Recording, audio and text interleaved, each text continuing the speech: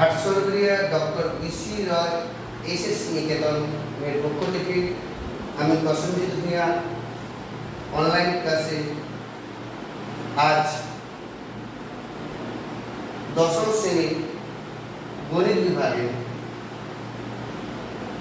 দ্বিঘাত করণ সম্পর্কিত তত্ত্বে আমি আলোকপাত করব। এই দ্বিঘাত করণ সম্পর্কে জানতে গেলে আগে জানতে হবে করণী জিনিসটা কি। করণী জিনিসটা কি?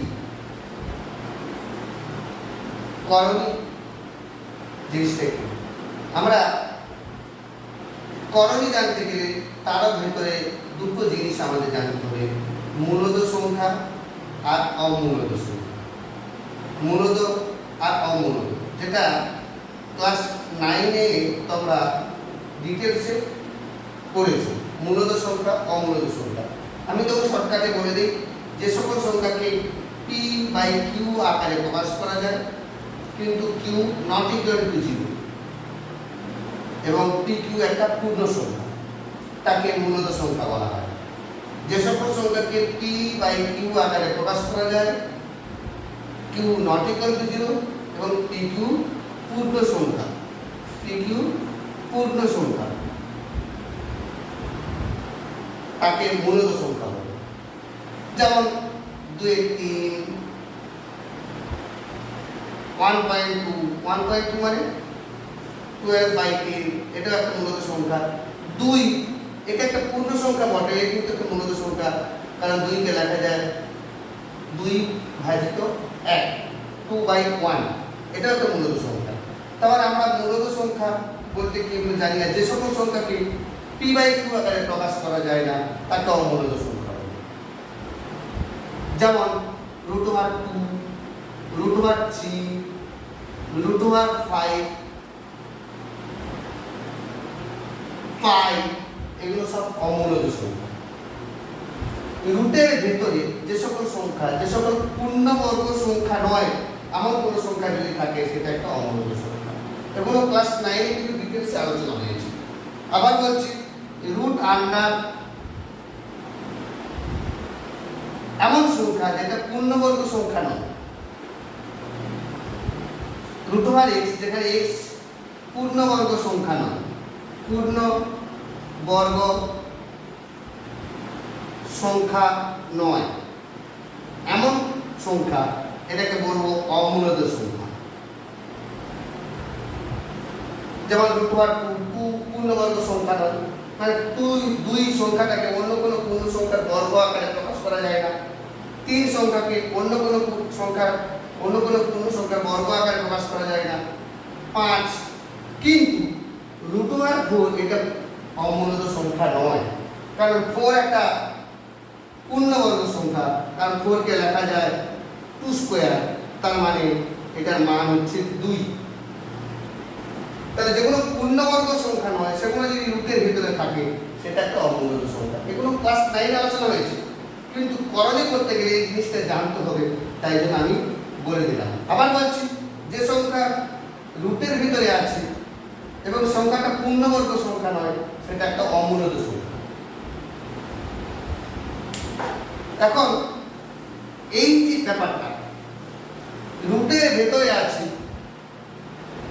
কিন্তু পূর্ণবর্গ সংখ্যা নয়, এটাকে কি বলা হয়? রুট। এটাকে স্কয়ার রুটও বলা হয়, স্কয়ার রুট। ধরুন √5, এর ভেতরে কিছু নেই, মানে এখানে 2 মনে মনে ভাব, কারণ এটাকে লেখা যায় 5⁻1 যদি বলে কিউব রুট বলা হতো, মানে খাঁজের ভেতরে যদি 3 থাকে তাহলে 5⁻1 যদি খাঁজের ভেতরে 4 থাকে তাহলে 5⁻1 this is square root, cube root, fourth root. এরকম করতে করতে nth রুট আমরা ক্যালকুলেট করতে পারবো 5⁻n। কিন্তু আমাদের সিলেবাসে এই জিনিসটাই আছে, এখানে স্কয়ার রুট, মানে এখানে কিছু যদি না দেওয়া থাকে, এই যে √5 মানে এখানে খাঁজের ভিতরে কিছু দেওয়া নেই, আছে নেই মানে 2 আছে। যেমন আমরা যদি 7 লিখি, এই সংখ্যাটা একটা মূলদ সংখ্যা, 7 এর নিচে কিছু নেই মানে কি? কিছু নেই মানে এক আছে। আবার 7 এর পাওয়ারে কিছু নেই মানে এক আছে, এটা আমরা জানি। সেরকমই ধরে নেই √5 এই খাঁজের ভেতরে কিছু নেই মানে 2 আছে, স্কয়ার রুট। তো এই সংখ্যাটাকে মানে যা অর্ডার কম হচ্ছে 2 করণী, তার মানে এই জায়গাটা যে 5 √5 এর খাঁজের ভেতরে কি আছে? 2 আছে। তার মানে এই করণীর ঘাত কত? এই যে 5 এর তোমার 5 টু দি পাওয়ার 1 এর 2, তাই জন্য এই জিনিসটাকে বলা হয় দ্বিঘাত করণী। দ্বিঘাত করণী, যেমন যদি এটা লেখা হয় এটা ত্রিঘাত করণী। 5 এর খাঁজের ভেতরে কত আছে? 3, তাহলে লেখা যায় 5 টু দি পাওয়ার 1 এর 2, এটাকে বলা হয় ত্রিঘাত করণী। যদি বলা হয় 4 খাঁজের ভেতরে কত আছে? 4, এটা চতুর্থ ঘাত করণী। কিন্তু আমাদের সিলেবাসে আছে দ্বিঘাত করণী। এই যে বিষয়টা হচ্ছে দ্বিঘাত করণী, কোয়াড্রেটিক সার্চ, দ্বিঘাত করণী বা কোয়াড্রেটিক সার্চ। পরবর্তীকালে আরো ডিটেইলস তোমরা জানবে, এটাকে বলা হয় কোয়াড্রেটিক সার্চ, দ্বিঘাত করণী, কোয়াড্রেটিক সার্চ। তাহলে আমি দ্বিঘাত করণী কোনগুলোকে বলবো? স্কয়ার রুটের ভিতরে, যেটা আমরা নরমালি √5 বলি, রুটের ভিতরে যদি পূর্ণবর্গ সংখ্যা বা এমন কোনো সংখ্যা থাকে সেটাকে বলবো করণী। রুটের ভেতরে যদি 5 এটা একটা করণী, √2 এটা একটা করণী, √3 এটা একটা করণী। এবারে খাঁজের ভেতরে 2 আছে, কিছু নেই মানে 2 আছে, তাহলে এটা দ্বিঘাত করণী। যদি বলা হয় 3√10 এটা দ্বিঘাত করণী, কিন্তু করণী বলে, এগুলো সব দ্বিঘাত। আর এটা ত্রিঘাত। কিন্তু আমাদের সিলেবাসে এই জায়গাটা আছে। তাহলে করণী কোনগুলোকে বলে একটু ভালো করে আরেকবার একটু রিভাইজ করে দেবো, যে রুটের ভেতরে পূর্ণবর্গ সংখ্যা নেই এমন পূর্ণ সংখ্যা। পূর্ণবর্গ সংখ্যা কোনগুলো? 1, কারণ 1 কে লেখা যায় 1 স্কয়ার, 4 কে লেখা যায় 2 স্কয়ার, 9 কে লেখা যায় 3 স্কয়ার, 16 কে লেখা যায় 4 স্কয়ার। যে সকল সংখ্যাকে অন্য কোনো মূলত সংখ্যা বা অন্য কোনো পূর্ণ সংখ্যার বর্গ আকারে প্রকাশ করা যায় সেগুলো বলা হয় পূর্ণবর্গ সংখ্যা। কিন্তু এগুলো বাদ দিয়ে 1, 4, 9, 16, 25 এগুলো বাদ দিয়ে বাকি সব অপূর্ণবর্গ সংখ্যা। পূর্ণবর্গ সংখ্যা নয়, যেমন হচ্ছে 2, 3, 5, 6, 7, 8, 10, 11, 12 এগুলো সব পূর্ণবর্গ সংখ্যা। যখন এগুলো রুট করা হবে এগুলো করণী হয়ে যাবে। এগুলোকে কি বলবো? করণী। যেগুলো যখন রুট করা হবে এগুলো সব এক একটা করণী। এটা করণীর ঘাত কত? দ্বিঘাত, কারণ এর খাঁজের ভেতরে কিছু নেই মানে 2 আছে।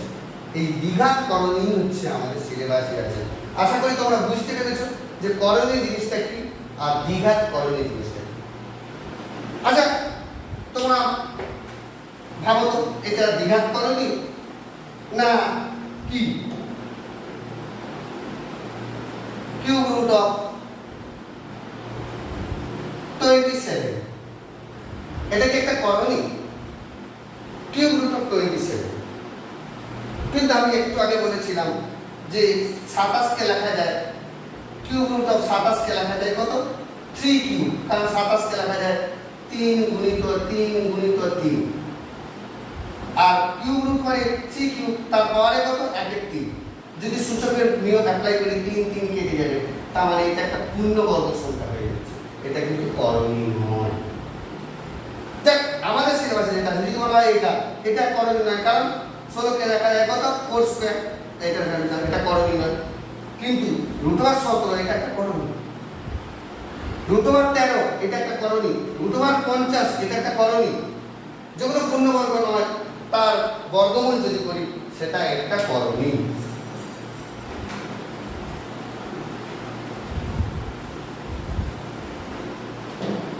√64 এটা করণী না করণী না?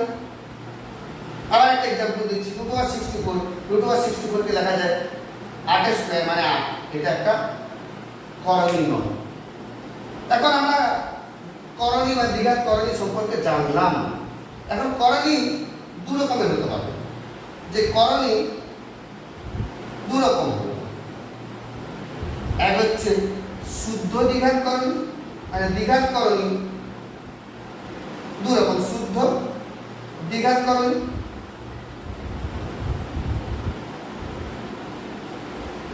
আর একটা মিশ্র দ্বিঘাত করণী। শুদ্ধ দ্বিঘাত করণী, মিশ্র দ্বিঘাত করণী। যেমন শুদ্ধ দ্বিঘাত করণী কোনগুলোকে বলবো, যেমন √2, √5, √7 এগুলো কিন্তু শুদ্ধ দ্বিঘাত করণী, মানে এটা একটা করণী। আবার যদি বলা হয় 3 + √2, এটা একটা মিশ্র দ্বিঘাত করণী, মানে এটা একটা মূলদ সংখ্যা আর একটা অমূলদ সংখ্যা, বা মূলদ সংখ্যা প্লাস করণী। মূলদ সংখ্যা প্লাস করণী যদি থাকে তখন সেটাকে বলবো মিশ্র করণী। মানে এখানে কি, এখানে শুধু কি আছে, শুধু করণী আছে, তাই জন্য এটাকে শুদ্ধ দ্বিঘাত করণী বলবো, পিওর কোয়াড্রেটিক সার্চ। এটা মিশ্র দ্বিঘাত করণী, মানে এর সঙ্গে যোগ বা বিয়োগ আকারে 3 মাইনাস থাকতে পারে, প্লাসও থাকতে পারে। মানে 3 + -√2 এটা একটা মূলদ করণী, মানে এরকম ধরনের বলতে পারি a + -√2 a + -√2 এরকম ফরম্যাটে যে করণীগুলো আছে সেগুলো বলে মিশ্র দ্বিঘাত করণী।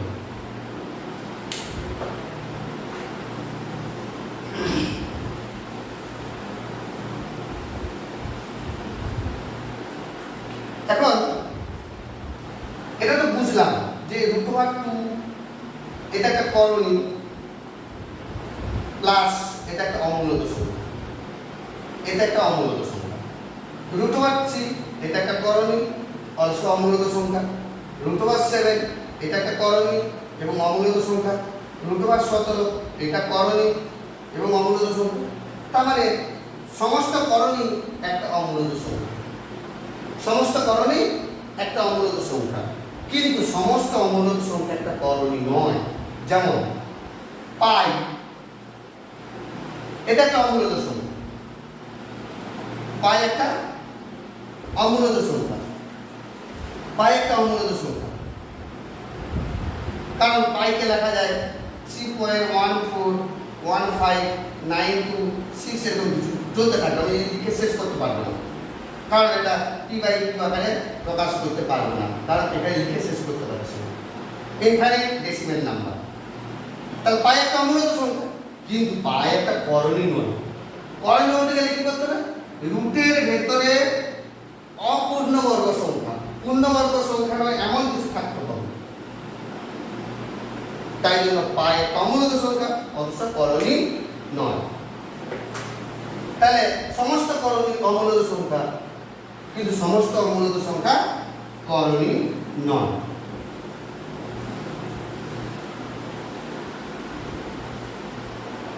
এখন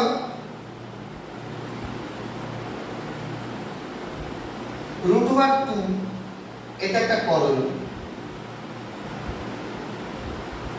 3√2 মানে এই √2 করণীর সঙ্গে একটা মূলদ সংখ্যা গুণিতক আকারে আছে।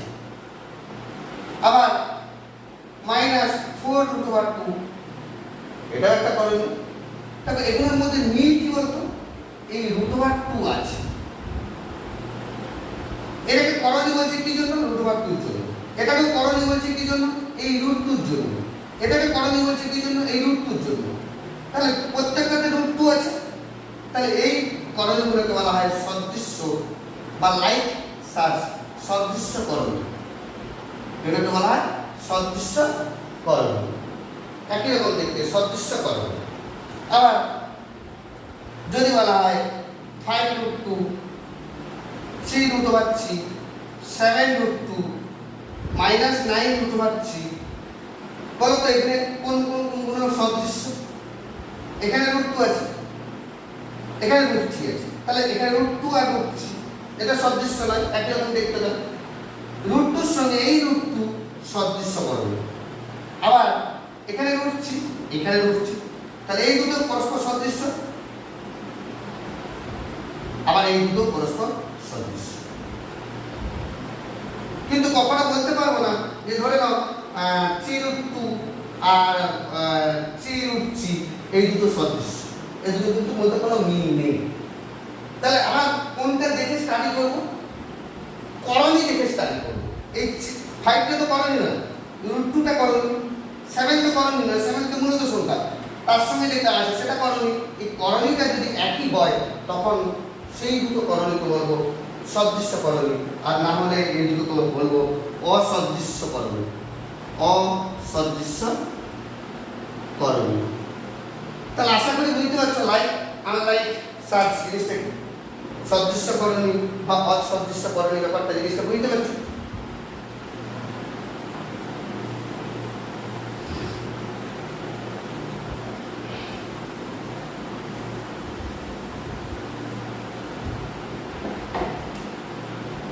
এখন √45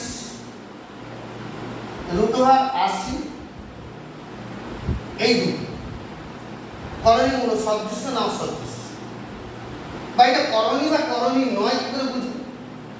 তাই জন্য √45 কে লিখতে গেলে 45 কে আমাকে উৎপাদকে বিশ্লেষণ করতে হবে।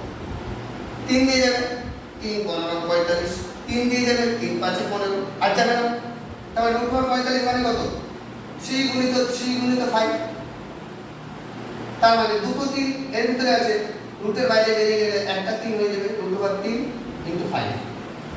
যদি এটা সহজে না বুঝতে পারো আমি আরো ভালো করে বলছি যে √3² × 5, তার মানে √3² × √5, তার মানে এই যে √3², তার মানে এটা 3 হয়ে যাবে, পূর্ণবর্গ আকারের ভিতরে রুটে আছে, আর × 5, তাহলে √45 কে কিভাবে লিখতে পারি? 3 × √5। এবারে √80, তাহলে একই রকম ভাবে √80 কে যদি করতে হয় তাহলে 80 কে উৎপাদকে বিশ্লেষণ করতে হবে। 2 40, 2 20, 2 10, 2 5, তার মানে কি পাচ্ছি? একই রকম লেখা যায় যে 2² × 2² × 5, তাহলে দুটো 2 বাইরে বেরিয়ে যাবে × √5, তার মানে 4 × √5। তাহলে কি পেলাম আলটিমেটলি? যে √45 মানে হচ্ছে 3√5 আর √80 মানে হচ্ছে 4√5। দেখো এই দুটো করণী সদৃশ্য না অসদৃশ্য? এখানে √5 আছে তাই জন্য বলছি এটা করণী, এখানে √5 আছে তাই জন্য বলছি এটা করণী, তাহলে একই রকম দেখতে, তাই জন্য এই দুটো হচ্ছে সদৃশ্য করণী, এই দুটো হচ্ছে সদৃশ্য করণী।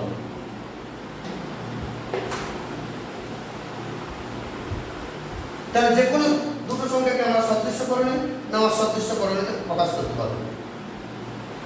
আচ্ছা, √50 মাইনাস √18 ও √50 মাইনাস √18 এই দুটো করণী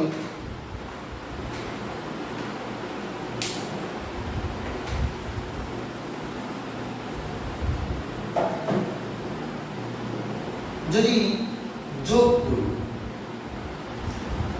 একটা প্লাস একটা মাইনাস, তাহলে এটা একটা করণী, এটাও একটা করণী। এই দুটো করণীকে যোগ করে দেখো, এখানে প্লাস √18, এখানে মাইনাস √18 অটোমেটিক্যালি কেটে যাচ্ছে, তাহলে কি পেলাম? 2 × √50। তাহলে এটা শুদ্ধ করণীতে প্রকাশ করতে পারছি, মানে একটা শুদ্ধ করণীতে প্রকাশ করতে পারছি। আবার যদি বলা হয় যে 2 + √3 ও 2 - √3, দেখো এই দুটো, এটা কি মিশ্র করণী, এটাও মিশ্র করণী, তাহলে দুটো মিশ্র করণী পেলাম, তার মানে এটা একটা করণী মিশ্র করণী, এটাও একটা মিশ্র করণী। যাই হোক আলটিমেটলি দুটো করণীর যোগফল। একটা করণী হতে পারে, আবার করণী নাও হতে পারে। যেমন তুমি দেখো যে √2 + √3, এটা একটা করণী ছিল, √2 একটা করণী, আবার √3 একটা করণী। এই দুটো করণী যদি যোগ করি, √2 + √3, এটা নিজেও একটা করণী। কিন্তু এটা একটা করণী, সে মিশ্র আর শুদ্ধ, এটা একটা করণী, এটা একটা করণী। কিন্তু এই দুটো করণী যদি যোগ করি, তাহলে 2 + √3 আর 2 - √3, √3 কেটে যাচ্ছে, মানে 4, তাহলে একটা মূলত সংখ্যা। তার মানে দুটি দ্বিঘাত করণীর যোগফল একটা দ্বিঘাত করণী হতে পারে, আবার নাও হতে পারে, কারণ এই দুটো দ্বিঘাত করণী যোগ করে আমি কি পেলাম, একটা মূলত সংখ্যা পেলাম।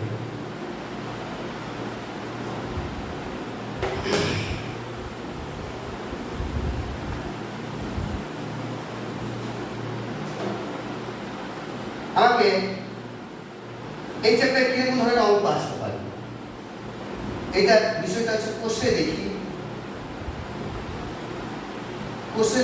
9.1, কোষে দেখি 9.1 বিষয়ে। দেখো এখানে √175 একটা অঙ্ক আছে, √175, এটা মূলত আর অমূলত সংখ্যার গুণফল আকারে প্রকাশ করতে বলেছি। √175 কে মূলত অমূলত সংখ্যার গুণফল আকারে প্রকাশ করতে বলেছি। একই জিনিস, √175 মানে 175 কে আমাকে উৎপাদকে বিশ্লেষণ করতে হবে, 5 দিয়ে যাবে,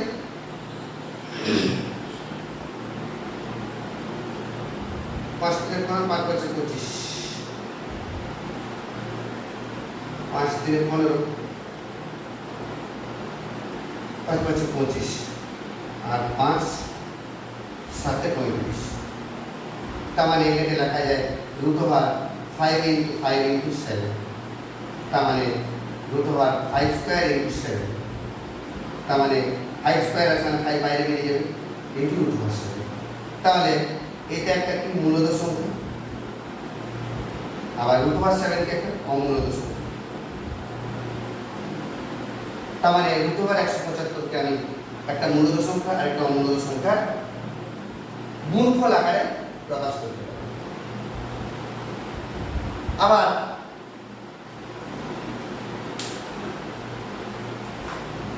আমি আরেকটা অঙ্ক দিতে যাচ্ছি, তো এটাকে √108 - √175, এটাকে প্রমাণ করতে হবে √3, এটা প্রমাণ করব।